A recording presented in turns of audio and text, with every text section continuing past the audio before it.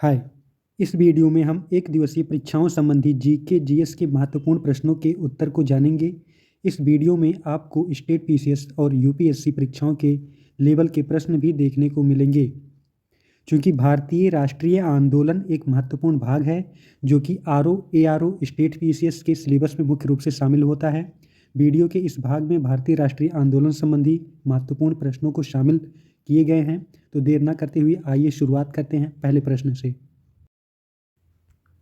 पहला प्रश्न है, 1901 में बम्बई की विधान परिषद में एक विधेयक पेश किया गया जिसका उद्देश्य किसानों का भू स्वामित्व अधिकार छीन लेना था ताकि वे शादी विवाह और त्योहारों पर फिजूल खर्ची न कर सकें। इस विधेयक का किस राष्ट्रवादी द्वारा जोरदार विरोध किया गया? ऑप्शंस दिए गए हैं, बाल गंगाधर तिलक, फिरोज शाह मेहता, सुरेंद्र नाथ बनर्जी, गोपाल कृष्ण गोखले। इस प्रश्न का सही उत्तर है फिरोज शाह मेहता। फिरोज शाह मेहता ने जोरदार विरोध किया तथा किसानों के पक्ष में जोरदार तर्क प्रस्तुत किया। अगला प्रश्न है, किस राष्ट्रवादी नेता ने सर्वप्रथम इस तथ्य को पहचाना कि राष्ट्रीय आंदोलन में निम्न मध्य वर्ग, किसान, मजदूर और दस्तकार महत्वपूर्ण भूमिका निभा सकते हैं? ऑप्शंस है, मोहनदास करमचंद गांधी, दादा भाई नौरोजी, सुरेंद्र नाथ बनर्जी, बाल गंगाधर तिलक। इसका सही उत्तर है ऑप्शन डी, बाल गंगाधर तिलक।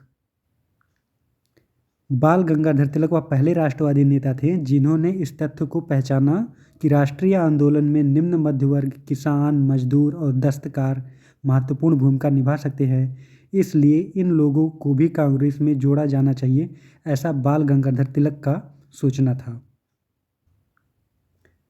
अगला प्रश्न है, महात्मा गांधी ने वांछित उद्देश्य की प्राप्ति के लिए भूख हड़ताल की अपनी पद्धति का सर्वप्रथम प्रयोग कहाँ और कब किया था?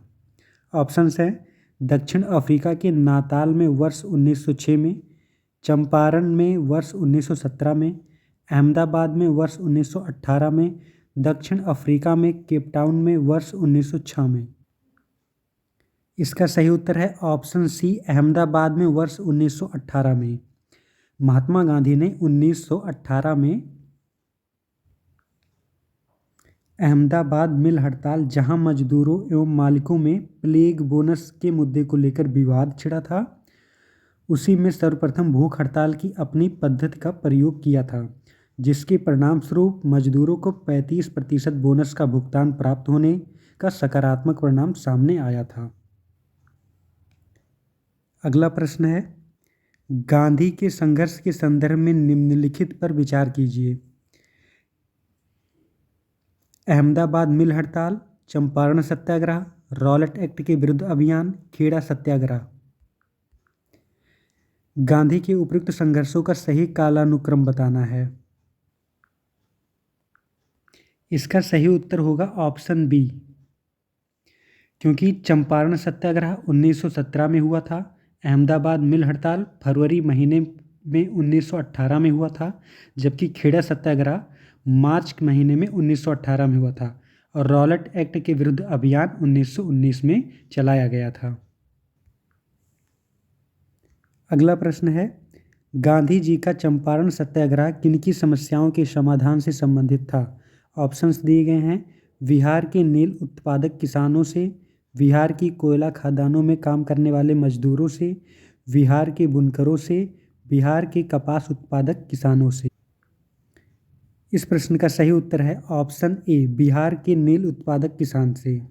गांधी जी ने सत्याग्रह का अपना पहला बड़ा प्रयोग बिहार के चंपारण जिले में 1917 में किया था।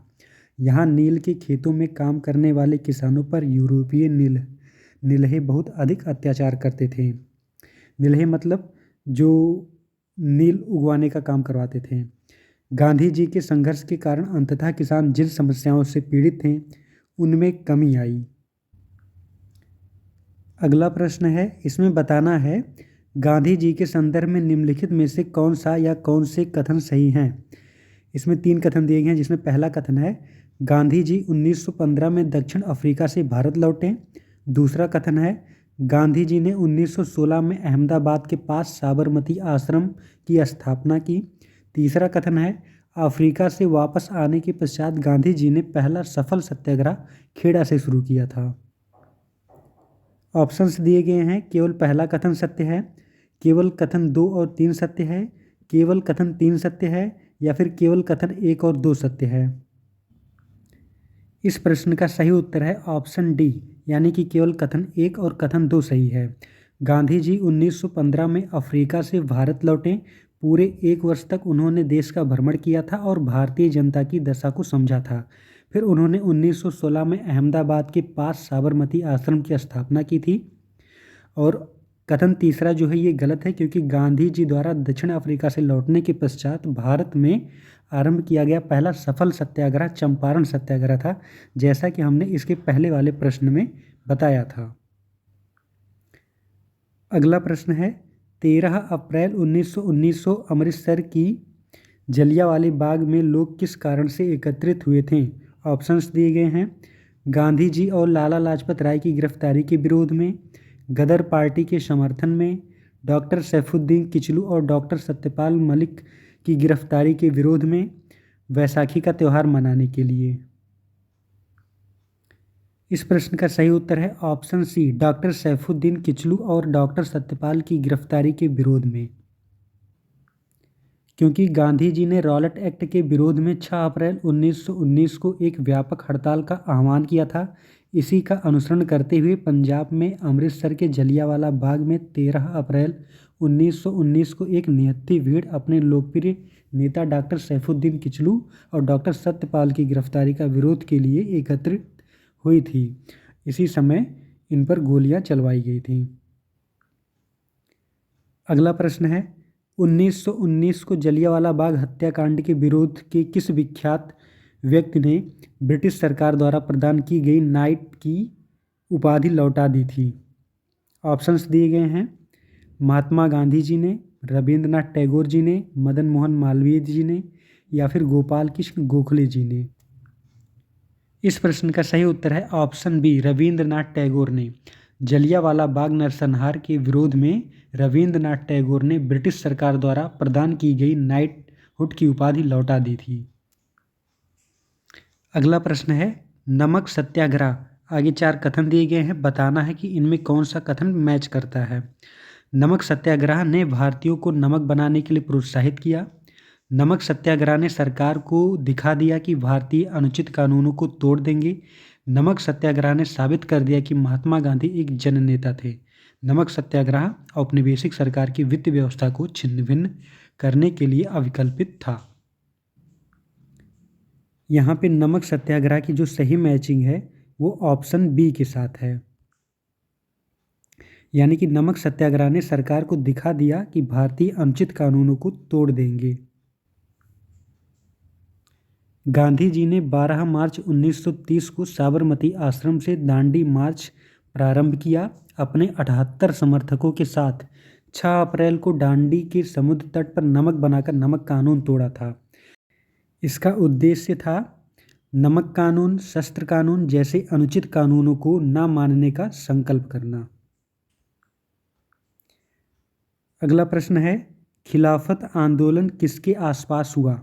ऑप्शंस दिए गए हैं, भारत में ब्रिटिश शासन का विरोध करना, खलीफा की प्रभुता को संरक्षित करना, राष्ट्रीय आंदोलन का विरोध करना, भारत में शैक्षणिक अवसरों की कमी के प्रति विरोध प्रकट करना। इसका सही उत्तर है ऑप्शन बी, खिलाफत आंदोलन प्रत्यक्ष रूप से भारतीय राजनीति से संबद्ध नहीं था। हुआ क्या था, प्रथम विश्व युद्ध के पश्चात तुर्की के विभाजन और खलीफा को पद से हटाने के कारण भारतीय मुसलमानों में भी रोष की लहर दौड़ गई थी। इसी के परिणामस्वरूप 1919 में भारत में खिलाफत आंदोलन की शुरुआत हुई थी। इसका मुख्य उद्देश्य था खलीफा के प्रभुत्व की पुनर्स्थापना करना। इस आंदोलन को अली बंधुओं यानी कि मोहम्मद अली और शौकत अली का नेतृत्व प्राप्त हुआ था।